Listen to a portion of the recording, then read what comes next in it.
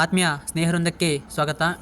ಈ ವಿಡಿಯೋದಲ್ಲಿ ನಿಮಗೆ ತಿಳಿಸುವ ಮಾಹಿತಿ ಅಂದರೆ 2023 ಮತ್ತು 24ನೇ ಸಾಲಿನಲ್ಲಿ ಗುಲ್ಬರ್ಗಾ ವಿಶ್ವವಿದ್ಯಾಲಯದಲ್ಲಿ PG ಅಡ್ಮಿಷನ್ ಅಂದರೆ MA, MSc, MCom ಈ ಒಂದು ಕೋರ್ಸ್ಗಳಿಗೆ ಸಂಬಂಧಿಸಿದಂತೆ ಯಾವೆಲ್ಲ ಅಭ್ಯರ್ಥಿಗಳು ಅರ್ಜಿಯನ್ನು ಸಲ್ಲಿಸಿರುವರೋ ಆ ಒಂದು ಅಭ್ಯರ್ಥಿಗಳಿಗೆ ಈ ಒಂದು ವಿಡಿಯೋ ಹೆಲ್ಪ್ಫುಲ್ ಆಗಲಿದೆ. ಅದೇನೆಂದರೆ ಈಗಾಗಲೇ ಮೊದಲನೇ ಕೌನ್ಸಿಲಿಂಗು ಗುಲ್ಬರ್ಗಾ ವಿಶ್ವವಿದ್ಯಾಲಯದಲ್ಲಿ ನಡೆದು ಹೋಗಿದೆ. ನೆಕ್ಸ್ಟ್ ಈಗ ಎರಡನೇ ಕೌನ್ಸಿಲಿಂಗ್ ಪ್ರೆಸೆಂಟು ನಡೀತಾ ಇದೆ. ಈ ಒಂದು ಎರಡನೇ ಕೌನ್ಸಿಲಿಂಗ್ನಲ್ಲಿ ಹಲವಾರು ಡಿಪಾರ್ಟ್ಮೆಂಟ್ನಲ್ಲಿ ಹಲವು ಸೀಟ್ಗಳು ಅವೈಲೇಬಲ್ ಇವೆ. ಯಾವ ಡಿಪಾರ್ಟ್ಮೆಂಟ್ನಲ್ಲಿ ಎಷ್ಟೆಷ್ಟು ಸೀಟ್ ಇವೆ ಮತ್ತು ಯಾವೊಂದು ಡೇಟ್ ಒಳಗಡೆ ನೀವು ಅಡ್ಮಿಷನ್ ಮಾಡಿಸಬೇಕು ಎಂಬ ಮಾಹಿತಿಯನ್ನು ಈ ವಿಡಿಯೋದಲ್ಲಿ ನಿಮಗೆ ತಿಳಿಸುತ್ತೇನೆ. ಅದಕ್ಕಿಂತ ಮುಂಚೆ ನಮ್ಮೊಂದು ಚಾನಲನ್ನು ಮೊದಲ ಬಾರಿಗೆ ನೋಡುತ್ತಿದ್ದರೆ ಲೈಕ್ ಮಾಡಿ, ಸಬ್ಸ್ಕ್ರೈಬ್ ಮಾಡಿ, ನೋಟಿಫಿಕೇಶನ್ ಬೆಲ್ಲನ್ನು ಒತ್ತಿ ಆಲ್ ಅಂತ ಸೆಲೆಕ್ಟ್ ಮಾಡ್ಕೊಳ್ಳಿ. ಇಲ್ಲಿ ನೋಡಿ ಫ್ರೆಂಡ್ಸ್, ಏನಂದರೆ ಇಲ್ಲಿ ನೋಡಿ ಕನ್ನಡ ಡಿಪಾರ್ಟ್ಮೆಂಟಲ್ಲಿ MA ಇನ್ ಕನ್ನಡ ಡಿಪಾರ್ಟ್ಮೆಂಟಲ್ಲಿ ನೋಡಿ, ಇದರಲ್ಲಿ ಜನರಲ್ ಮೆರಿಟ್ ಅಂದರೆ GMನಲ್ಲಿ ಒಟ್ಟು ಜನರಲ್ನಲ್ಲಿ 5, ನೆಕ್ಸ್ಟು 371J ಸರ್ಟಿಫಿಕೇಟ್ ಇದ್ದವರಲ್ಲಿ 8, ಟೋಟಲ್ 13.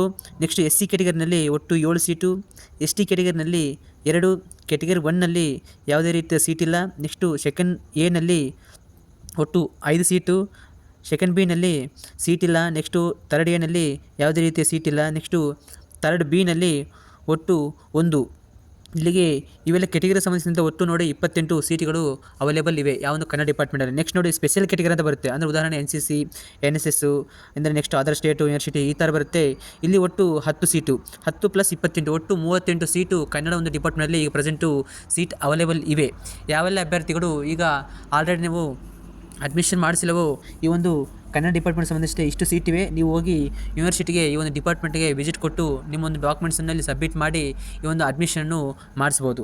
ನೆಕ್ಸ್ಟ್ ನೋಡಿ ಇಂಗ್ಲೀಷ್ ಡಿಪಾರ್ಟ್ಮೆಂಟಲ್ಲಿ ನೋಡಿ, GMನಲ್ಲಿ 2, SC ಕ್ಯಾಟಗರಿನಲ್ಲಿ 6, ST ಕ್ಯಾಟಗರಿನಲ್ಲಿ 2, ಕ್ಯಾಟಗರಿ 1ನಲ್ಲಿ 2, ಸೆಕೆಂಡ್ ಎನಲ್ಲಿ 4, ಸೆಕೆಂಡ್ ಬಿನಲ್ಲಿ 2, ಥರ್ಡ್ ಎನಲ್ಲಿ 2, ಥರ್ಡ್ ಬಿನಲ್ಲಿ 2, ಒಟ್ಟು 22 ಕ್ಯಾಟಗರಿನಲ್ಲಿ. ಒಟ್ಟು ಸ್ಪೆಷಲ್ ಕ್ಯಾಟಗರಿ ಅಂತ ಬರುತ್ತೆ, ಆ ಒಂದು ಸ್ಪೆಷಲ್ ಕ್ಯಾಟಗರಿಯಲ್ಲಿ 8, 22 + 8 ಒಟ್ಟು 30 ಸೀಟು ಇಂಗ್ಲೀಷ್ ಡಿಪಾರ್ಟ್ಮೆಂಟಲ್ಲಿ ಖಾಲಿ ಇವೆ. ನೆಕ್ಸ್ಟ್ ನೋಡಿ ಮ್ಯಾಥಮೆಟಿಕ್ಸ್ ಡಿಪಾರ್ಟ್ಮೆಂಟ್ನಲ್ಲಿ ಅದರಲ್ಲಿ GM ಅಂದರೆ ಜನರಲ್ ಮೆರಿಟ್ನಲ್ಲಿ ಒಟ್ಟು 11 ಸೀಟು, SC ಕ್ಯಾಟಗರಿನಲ್ಲಿ 8, ST ಕ್ಯಾಟಗರಿನಲ್ಲಿ 2, ಕ್ಯಾಟಗರಿ 1ನಲ್ಲಿ 2, ಸೆಕೆಂಡ್ ಎನಲ್ಲಿ 4, ಸೆಕೆಂಡ್ ಬಿನಲ್ಲಿ 2, ಥರ್ಡ್ ಎನಲ್ಲಿ 2, ಥರ್ಡ್ ಬಿನಲ್ಲಿ 2 ಒಟ್ಟು 33 ಸೀಟುಗಳು ಖಾಲಿವೆ. ನೆಕ್ಸ್ಟ್ ಸ್ಪೆಷಲ್ ಕ್ಯಾಟಗರಿ ಅಂತ ಬರುತ್ತೆ. ಈ ಒಂದು ಸ್ಪೆಷಲ್ ಕ್ಯಾಟಗರಿ ನೋಡಿ, ಸ್ಪೆಷಲ್ ಕ್ಯಾಟಗರಿನಲ್ಲಿ ಒಟ್ಟು 8 ಸೀಟು, 8 + 33 ಒಟ್ಟು 41 ಸೀಟು ಮ್ಯಾಥಮೆಟಿಕ್ಸ್ ಡಿಪಾರ್ಟ್ಮೆಂಟಲ್ಲಿ ಪ್ರೆಸೆಂಟು ಖಾಲಿ ಇವೆ.